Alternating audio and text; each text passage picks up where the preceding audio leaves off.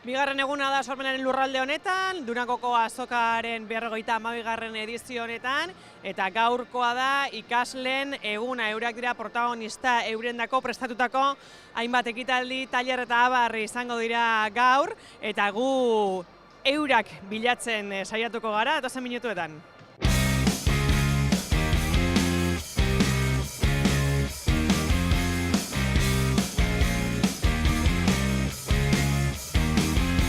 Spoiler, spoiler, lapurtutakoak ez dute sekula itzuliko, ondoriorik ez duela, jakin badakitelako. Spoiler, spoiler, eszeptizismoa indartzen duen humorea, baino ez da onartuko, eta orduan bai irri egimeno.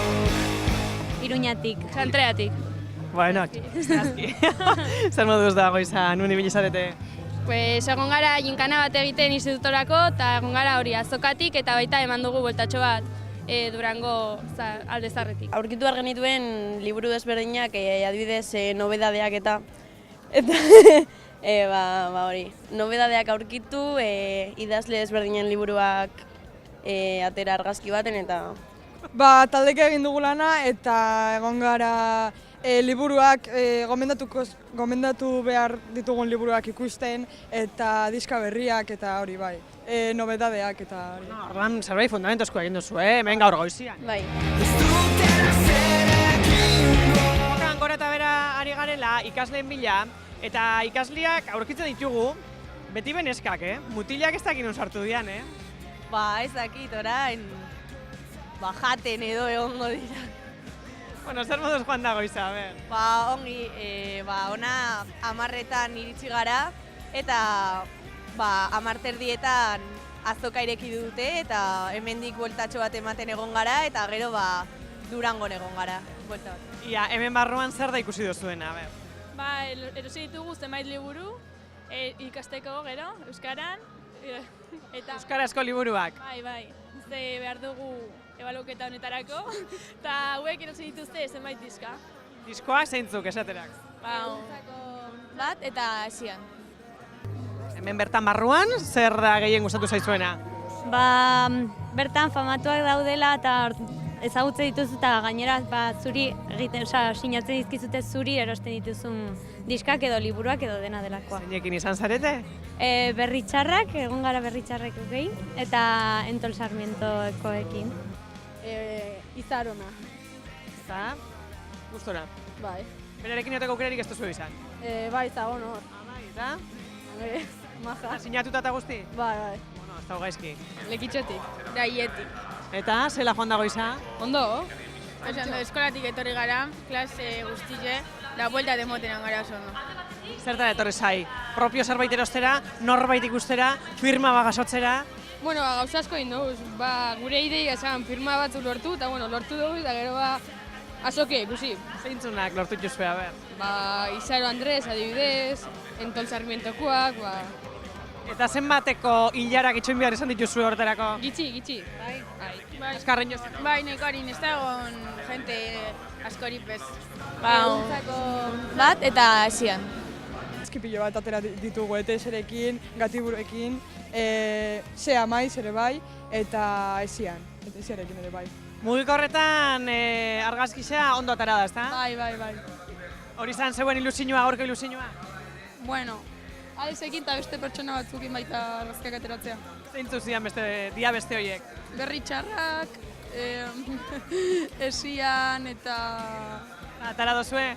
Bai. Hau da azkena? Bideoa baita. Eta hau da azkena, ja egin dozu egin beharrekoa beraz? Bai, orain buelta bat ematera. Baina etxeko lanak egin da hor. Bai, hori bai. Zer moduz joan da goiza hemen, nungoa zarete zue? Iruñikoak. Eta lehenengo aldia hemen edo? Ez.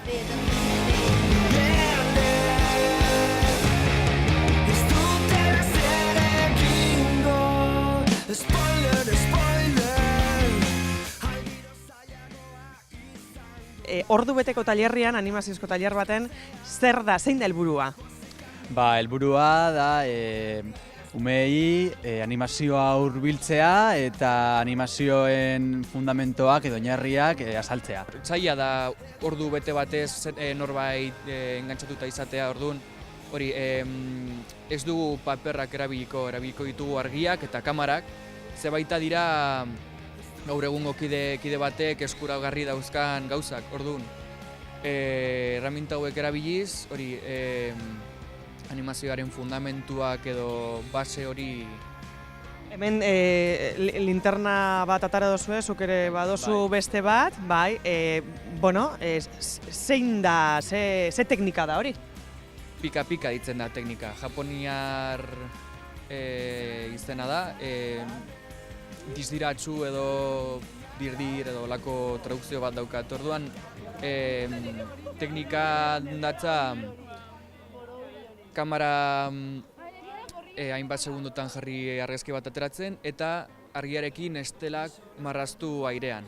Orduan, estela hori geratzen da kameran fixatuta eta hainbat argazki bata bestearen atzean jarrita, hori animazioa lortzen da. Animazioa beti ikusten dute telebistan, interneten, zineman, baina ez dira jarri bestaldean. Orduan gaur da aukera hori egiteko. Agitz rarua. Kostatu zaigu hasieran formak ikia taula, gero ongi, ez dakit. Emaitza ikusi duzue? Bai, eta animazioa bai notatzen da.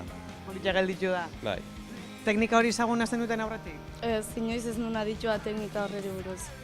Eta zer egin dezakezu hemendik aurrera horrekin, teknika horrekin?